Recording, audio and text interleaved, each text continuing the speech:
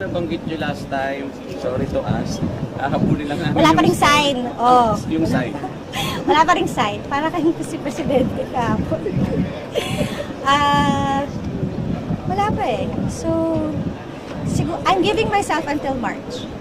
I have to decide by then.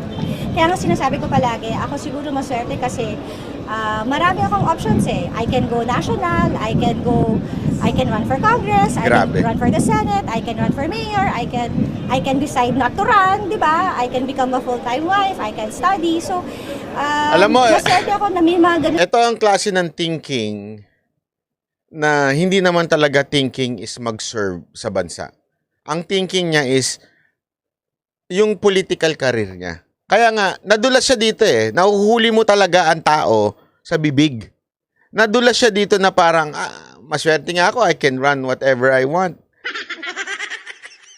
Kasi I have the option of running Congress, mayor, tapos even for National Senate. Ibig sabihin, you're not running because you want something to happen to particular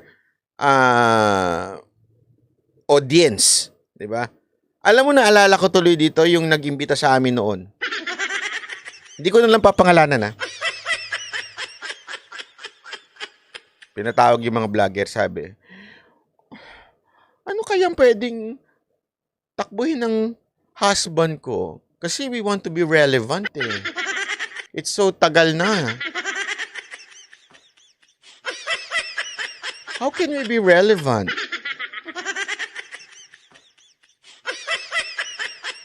Alam mo, eto walang biro. Eto, nung narinig ko yun, sabi ko, pag ito tumakbo, talagang kakalabanin ko to. Yun talaga. Kasi bakit? You mean you want to run for national election just because you want to be relevant? Not because you want to serve your country? It's the same thing with this. Who the hell is this mayor? Diba? Bakit? Ako, I can run for Congress. I can run for mayor of Taguig, mayor of... Parang, sandali, akala ko ba you love Makati? Okay, you're not going to run for Makati because tapos na term mo. Kaya nga dito, pansinin nyo, sinong tatakbo? Yung asawa! Grabe, di ba? That's the option. Takbo asawa sa Makati, siya tatakbo ng Taguig. Kasi ayaw niyang mawala sa kapangyarihan. That's, ang tawag mo dyan, greed. Not because you want, may puso ka para sa mga taga-Taguig. Di ba? I mean, it's just logic, common sense, ika nga.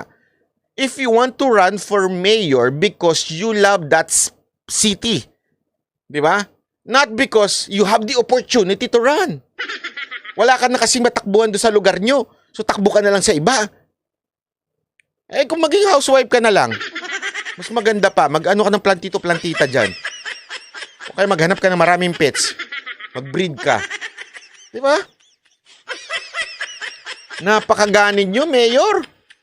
I mean, una-una, alam mo, ako natutuwa ako, pero sabi ko, hindi kasi napapanood ko nung habang nasa Japan ako, habang nasa Shibuya, Shinjuku. Yabang. Hindi naman, huwag naman ganun. Hindi talaga, habang napapanood ko yun, nakikita ko sa TikTok, Shibuya of the Philippines. Yung BGC, kasi sa Shibuya, tsaka sa Shinjuku, hindi pala Shibuya, sorry. Shinjuku of the Philippines. Kasi doon sa Shinjuku, yung paglabas mo ng train, makikita mo yung 3D na LED. Okay?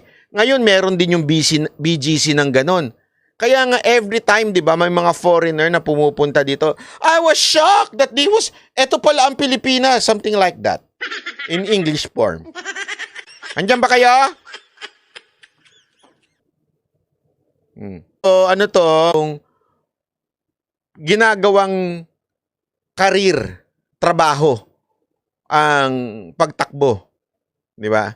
Hindi ho tama eh. When you run, it's because, not because of career. It's different from a company. Ang kumpanya, it's a private. The goal of the company is to earn money. Okay? That's the main goal of a company.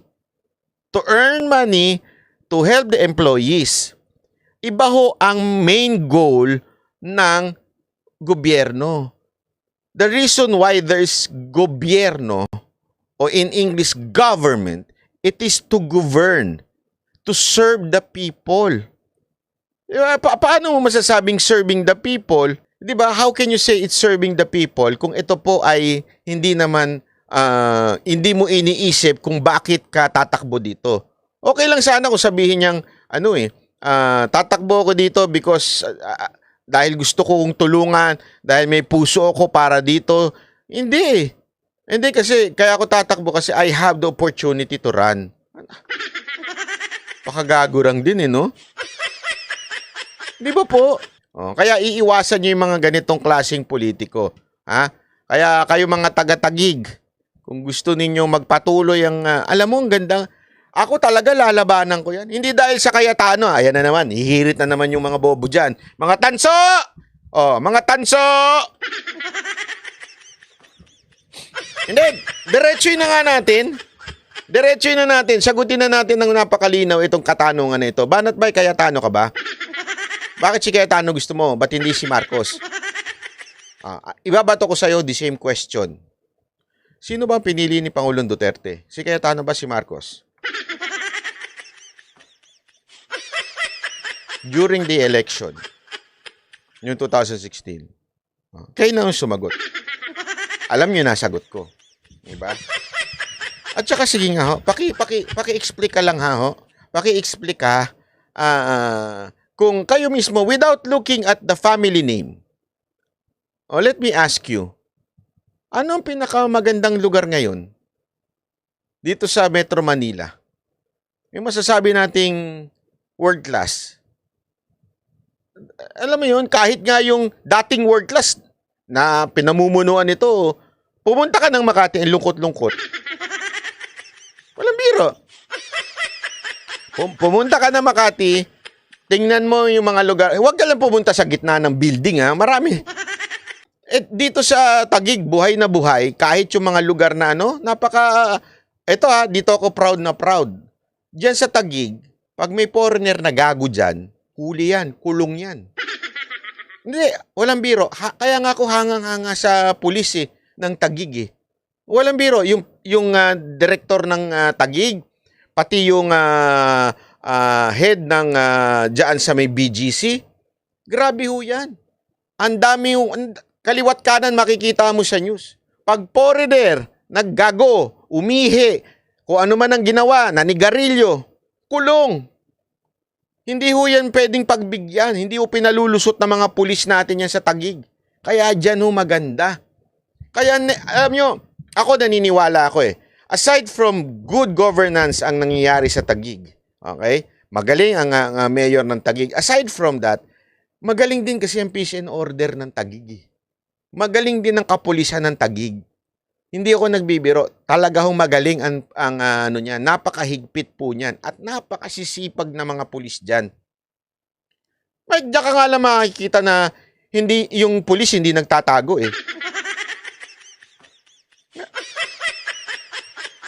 Totoo. Talagang umiikot sila. Makikita mo, naglalakad. Yung iba, nagbibisikleta.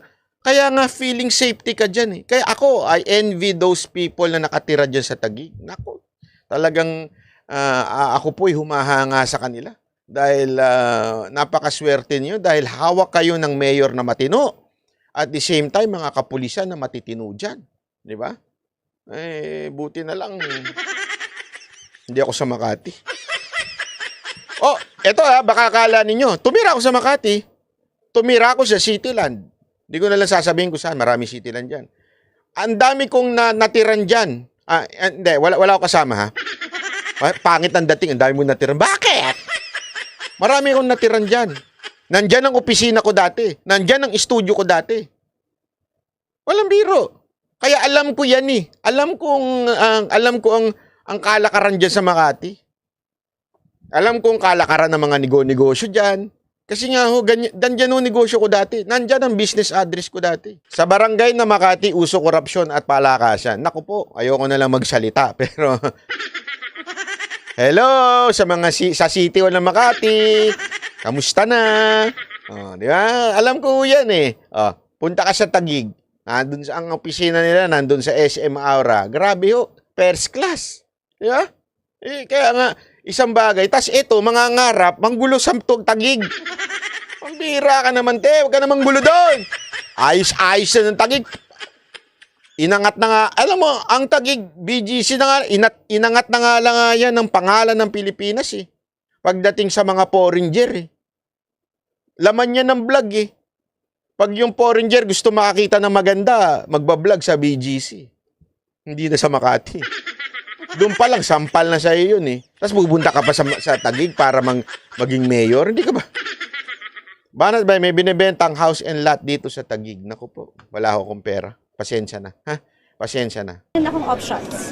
Kaya medyo mahirap mamili kung ano yung magiging tatahakin nating landas. Pero alam naman natin, Kita mo, parang ano lang, ano, di ba? Parang karir lang talaga sa kanya yung pagiging public servant, eh, no? Mayor, kahit sa mga employees, parang isang pinupuntahan namin, ikaw talaga yung gusto nila. Sabi nito isa, te, ano to? Ha. Te, huwag ka na doon pumunta. Di ka bagay sa BGC. Maliwanag doon. Ay, huwag ka doon! Tama naman ugali nyo. Maitim din ako, ah. Pero Makati, sino may iwan halimbawa? Well, malinaw naman kasi marami pang projects na kailangan gawin after 2025. At isang tao lang naman yung aking napagkakatiwalaan na gagawa nun. At walang iba yung... Bakit siya tumatawa? Yung asawa ko yung asawa ko na yon natutuloy kasi sa tingin ko, and at the end of the day, it will still be a collaboration between me and my husband. So, asawa niya, para hawak pa rin nila. So, dito, isipin nyo to, lantarang sinasabi sa inyo mga taga Makati at saka taga Taguig. Collaboration pa rin nila. Ibig sabihin, kanila pa rin. Ganun kayo, ownership. Gamit kayo na ino-own.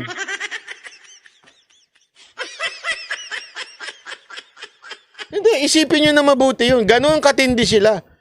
Sino ba mong pagkakatiwalaan ko dito kung hindi asawa ko? Para at the same time, ako pa rin na namumuno, collaboration namin. So, amin pa rin ang Makati. Tapos, meron pa akong Taguig, di ba? Ano kayo pag mamay-ari? Parang Cavite lang. Ay, correct. Diba, isipin nyo na mabuti yan, ha? Anong klase kayong tao kung maniniwala pa rin ho kayo dito? Kaya ako sa inyo, kayong mga taga Makati, gusto nyo ba ng pagbabago? Hindi, kung gusto nyo lang. Pero kung gusto nyo forever na kayong ganyan, bahala kayo sa buhay nyo. Buhay nyo yun eh. Taga dyan kayo eh. Decision nyo yan. Hindi ko pa kikialaman. Pero kung gusto nyo ng pagbabago, maghanap kayo ng bago. Maghanap kayo ng hindi trapo.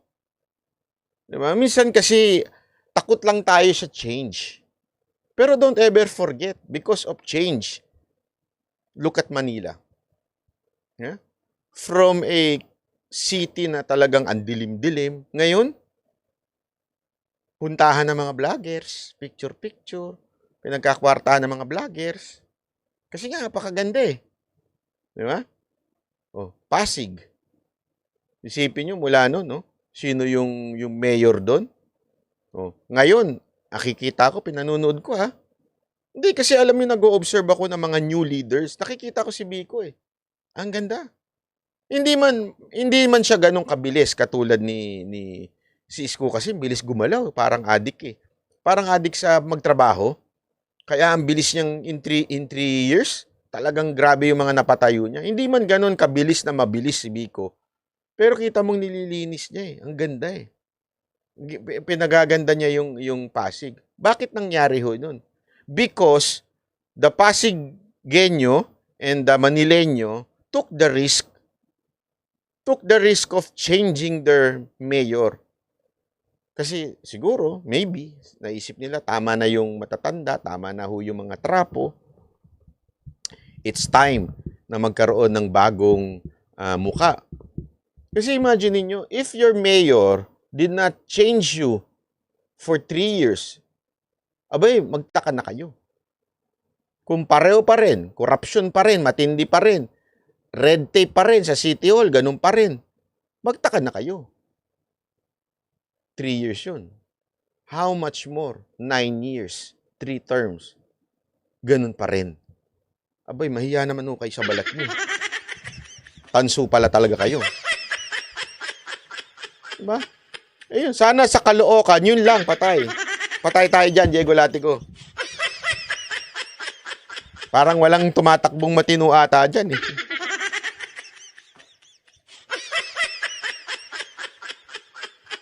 Kumbaga sa aalalayan ko siya, maraming mga projects na kailangan niyang siguraduhin kung itutuloy niya. Ha? Dahil kung di siya sumunod, di na siya makakauwi ng bahay. Aba, para palang si Ma'am Shito, ah. Parang ganon. So, rest assured that I will not, hindi ko pwedeng iwanan ng Makati. Hindi ko siya pwede pabayaan. O, At edi hindi dyan ko ka siya na lang. pwedeng- Bakit ka pupunta pa ng Tagig? Manggugulo ka pa doon, ayos-ayos na eh. Di ba? Diyan ka na lang. Huwag ka namang gulo doon. Bira ka. Di mo pala kayang pabayaan. So, ibig sabihin, hap-hap ka. Yung puso mo, hap sa Tagig kung tatakbo ka doon, tapos hap sa Makati. Paano ka makaperform na maayos dyan? Anong tawag nyo dyan? Simple lang. Simple description lang tawag dyan. Greed.